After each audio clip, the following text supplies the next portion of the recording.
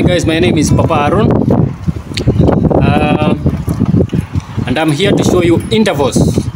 So someone inquired about intervals, and I want to make this lesson as fast as possible because there's a lot of things you need to understand before you understand the intervals. So first of all, you have to be familiar with the basic chords, the inversions. I'll do them quickly. Like let me use the example of key C. That's what I was playing previously.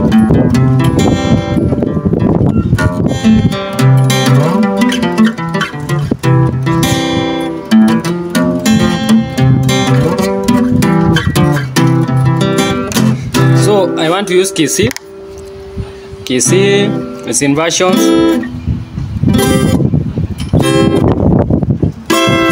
So you have to be familiar with all those things. So if you haven't checked on my lesson, I have about chords inversions.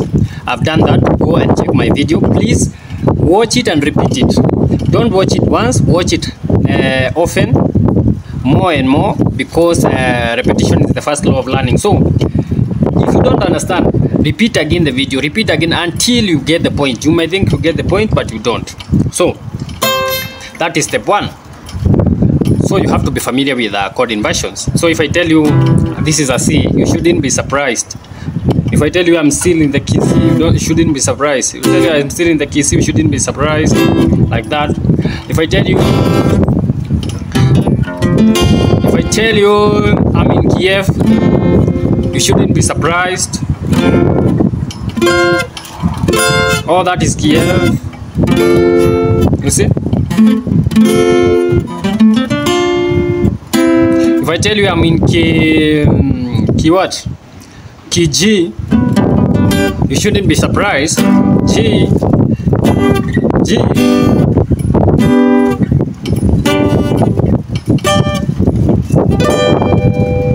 Oh, that is G.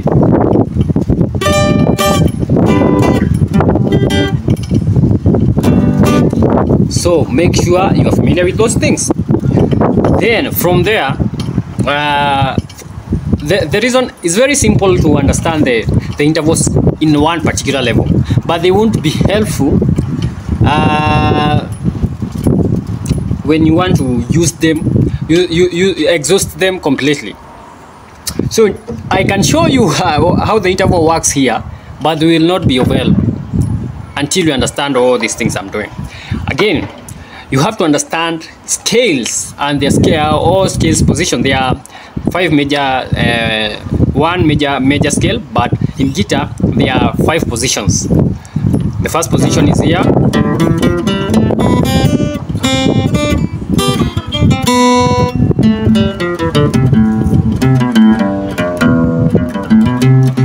That is in G, in C. The second is here.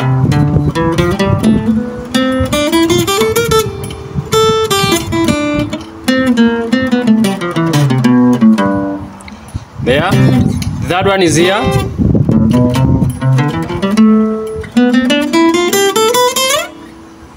The fourth one is here.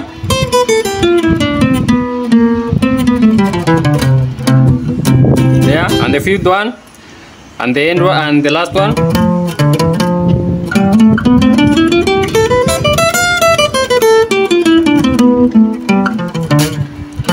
So from there, it's just the repetition of the first one.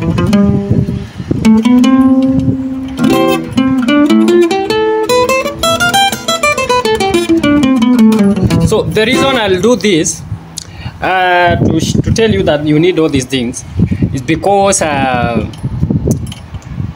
if I'm playing in the key of C and I want the intervals are just basically the notes of the chords, maybe 2. There might be, the intervals are just 2 notes of the chords, which are between, in the midst of the octaves. For example, I have a C here. This is a note of C. This is a note of C. Now, any other note which I can play with this note is an interval. That is an interval. That is an interval. I'm playing this one with another one. That is an interval 2. I'm playing this one with this one.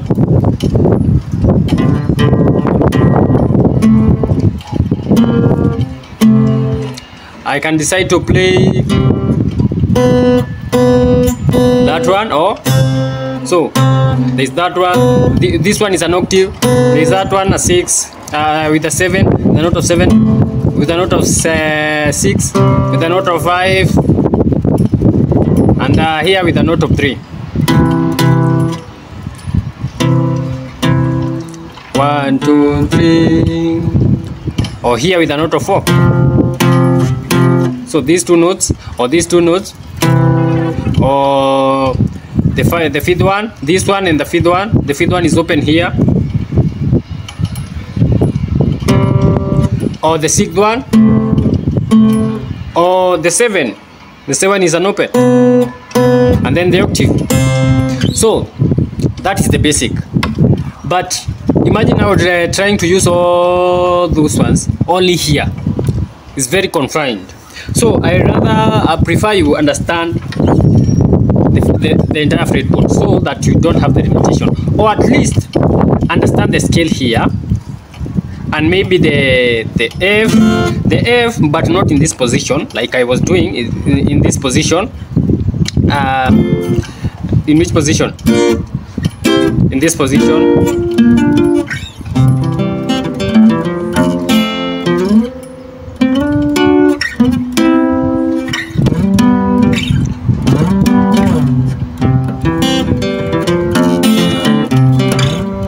This is a 5. I'm just checking these intervals. This is a 4, an interval of 4. There is a 5 here, there is a 4 here, there is a 3 here, there is a 2 here, there is a 1. So I'm checking an interval of 1, an interval of 2, because this is a 1, this is a 2 here. So there is a chord of 2 here. Or you can hold it like that. That is a 2, or this one. This is a 3 here, or this one. And then there's a 4 here, here, here, and then here. So I'm taking this interval and this interval and this interval and this interval and this interval. So I'm doing.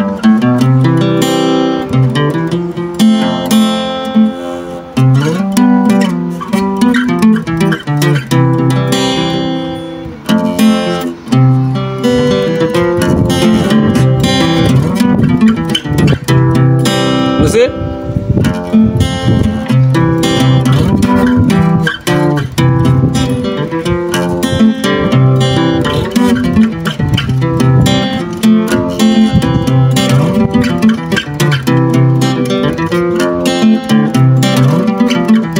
This is a 5, this is a 4.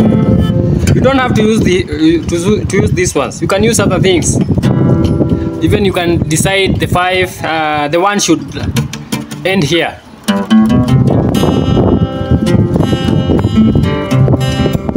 Maybe you do a 1. There's a 1 here.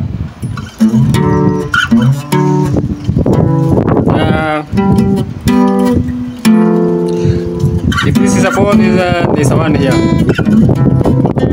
A 4, a 5, or here. A 1 here. You end a 1 here. You can decide. You decide all these things, but by understanding these intervals, you just create your own solos. There's an interval of 4 here, a 5, and then a 4, or 5 again. So you can do.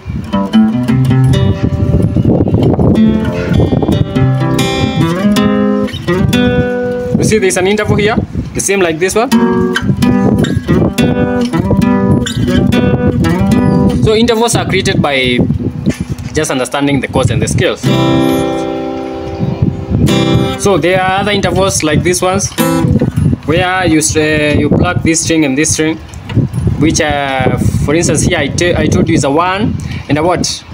And a 6.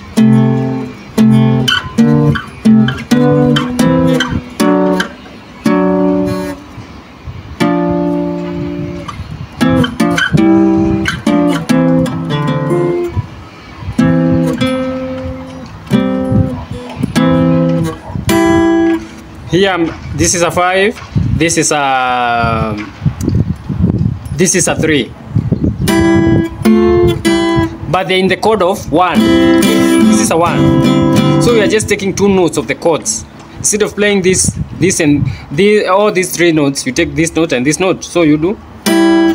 Here there is a 4. Instead of taking all the notes, we just take these 2 notes.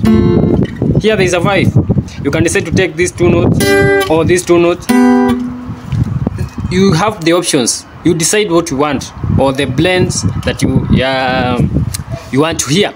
And you know what? If you are a music teacher or you like to know about vocals, these are fundamentals of the vocals, because it's just one voice singing this one, another voice singing this one, or one voice singing this one, another one singing this one, or one this one or another this one, this one or this one, this one.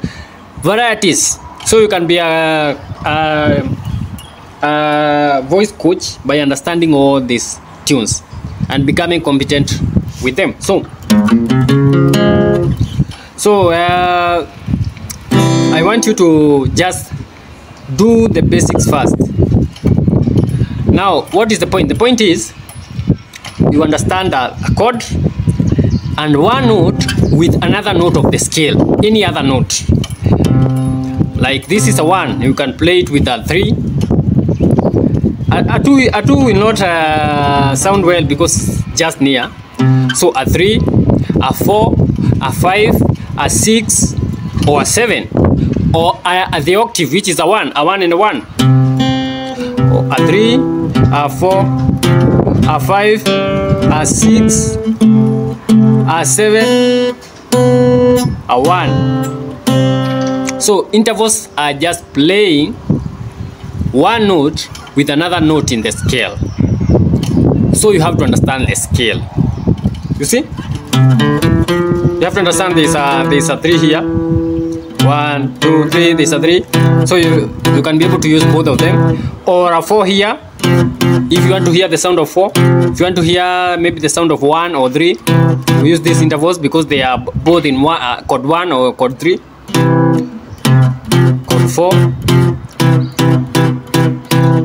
So you see, I'm just using intervals to play. That is like a C, F, G.